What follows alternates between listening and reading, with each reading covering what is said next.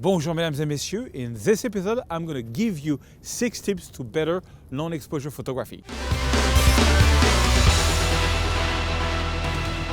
Bonjour mesdames et messieurs, my name is Serge Ramelli. I am a French photographer living in the amazing cities of Paris, France, but right now I am freezing in New York. It is minus 12 Celsius here, very cold, and I'm doing photos for a book on New York. I'm going to come back in spring, it's going to be better. I make 2 tutorials per week.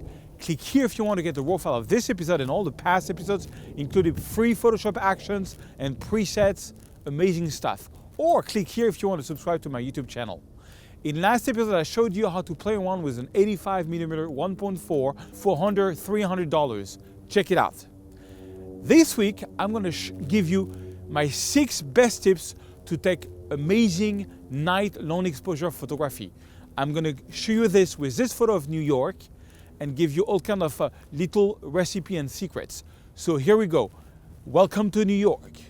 All right, mesdames et messieurs. So here is 6 tips to make your long exposure photography at night pretty good. That's the whole idea. So let me tell you a little story. I'm in New York right now and I was trying to shoot the view of Manhattan from the Brooklyn Bridge Garden. Brooklyn Bridge Park. It's a very famous place where you see the entire or a good part of Manhattan Island and you have reflection in the water. And I tried different things. So first thing I tried was to make a panorama of Manhattan. I had a blue sky with a few clouds. So, you know, here is some of the unretouched raw files. So that's a big 3-photo panorama. Then I tried to shoot itself, the 2 bridges, you know, with the road there. I was not happy with that. And then I moved toward another place where in the foreground I had, I'm going to show it to you on the overexposed photo. I had this little wood thing and I thought it would make a very natural, very nice foreground, because just having the city in the background like this is kind of nice, but it's boring. The foreground is just water. So having this as a foreground item was more interesting. So my first tip on this is when you try to shoot with for long exposure, and this is a 25-second exposure, try to do it after sunset so you don't have to put an ND filter on. Because when you shoot with an ND filter like an ND1000, I'll show you an example. I was shooting in Paris this sunset with an ND1000 or maybe ND400 filter right around sunset, and it gave really like a big color cast to my photo. I mean, I like the photo, it's very magenta because I added some magenta, but truth be told, there was a very big color cast. All the colors were not present because the ND filter takes out the color. And in fact, if you have a low ISO like 100 or 200 and it's really getting dark, like it was getting dark, it's easy to get around 25 seconds of exposure. So that's my first tip. Don't try to shoot with an ND filter. Try to do it when the light is so low that you will do it without a filter. Eventually with a polarizer filter, that's fine, but an ND filter will add a color cast. Okay. The second tip is, I find that 25 seconds is actually a very good time for making long exposure, because 25 seconds makes the water silky, it makes the sky stretchy. And it's funny on this photo because the first exposure that I did was 6 seconds at 7.1 ISO 200. And 6 seconds, for me, this photo was exposing for the highlights. Meaning, if I do my usual open up the shadows, bring down the highlights, maybe boost a bit the exposure, I would have all the details of the photo. The only problem is that the clouds were not moving. So, and and the water was not as much silky, so I said, why not? Let's push it to 25 seconds. Now, on 25 seconds, you could say that the highlights are burned on this photo. However, on city light, it matters a bit less. And if we press the Alt key and you click on the white slider, you can see indeed that most of the city lights are burned, like meaning within the windows there is no data. But that doesn't really matter because it actually works great on a print. So, and I rather have all the city lights very well seen, and then that we can see in the same time all the foreground than having this photo, and having, you know, maybe not the foreground very well led. So basically, well, I'm shooting this with a Sony A7R, and the Sony A7R has got an amazing dynamic range. If you don't have such a camera with such a dynamic range, just take 2 photos, one for the foreground and one for the background, and then you mix both in Photoshop. But anyways, so my second tip is 25 seconds is good enough. 25 seconds, you don't need to go to the blur mode. You don't even need a remote. You can just put your camera on timer and just go manual, force in 25 seconds. You know, put a very low ISO value and find an aperture that's going to work like 7 or 8. And if, you know, if 25 seconds your photo is too bright, just make your aperture to go closer, like go around 13 or 14. If it's too dark, then, you know, open up your aperture to f4 if you need to. But 25 seconds is a great time when there's a bit of wind, which was the case yesterday, to get silky water and stretchy cloud. Here is the proof. Okay. And so that's my third tip was this. My third tip is try different exposures of the same photo. I thought that this was my go-to photo. This photo, I was sure this was the one I was going to retouch. But at the end of the day, the one I'm going to give to a gallery is this one. And because you will see why when I'm going to retouch it, it just comes out a lot better. So it's important to try different exposure. Try 8 seconds, try 15 seconds, try 25 seconds, you know, without touching your tripod. That's my other tip. Okay, the other thing that's very important when you try to do long exposure, and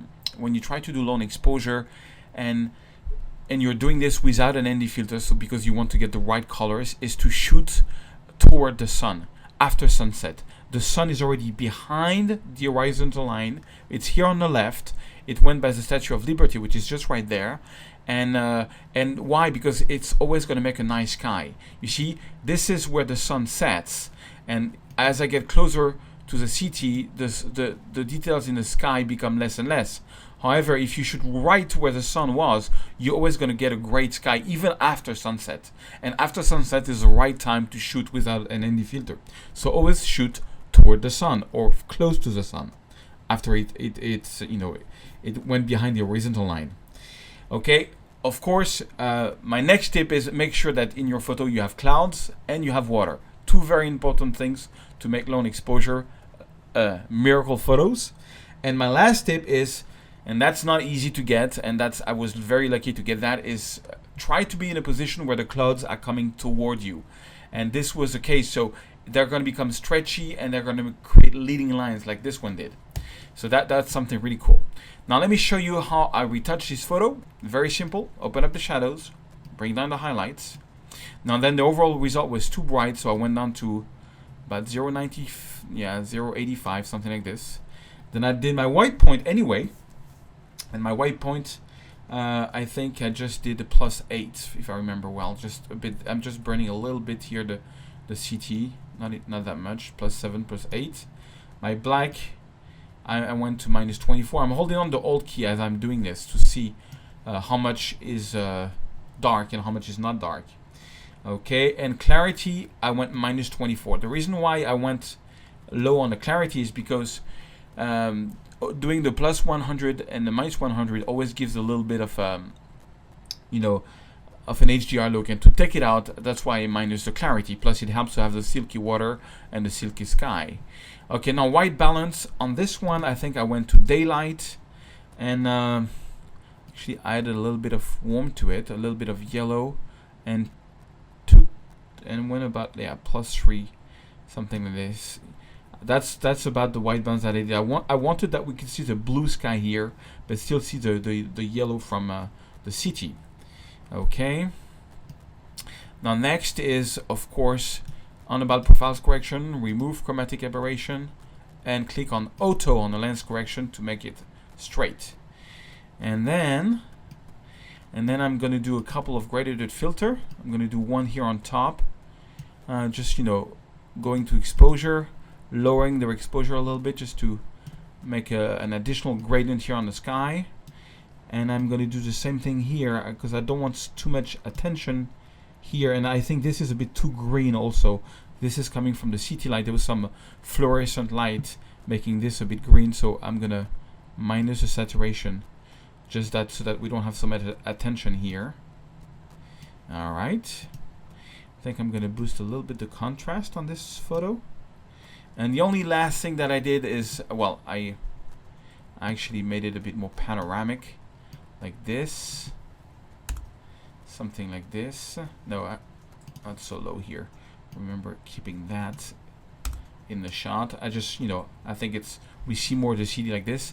And the only thing that it is this little guiding line here toward the CD, I use a radial circle filter here, which I inversed and feathered, boost a little bit the exposure, not that much, and just made it something like this, just so we have a more reflection of the water here.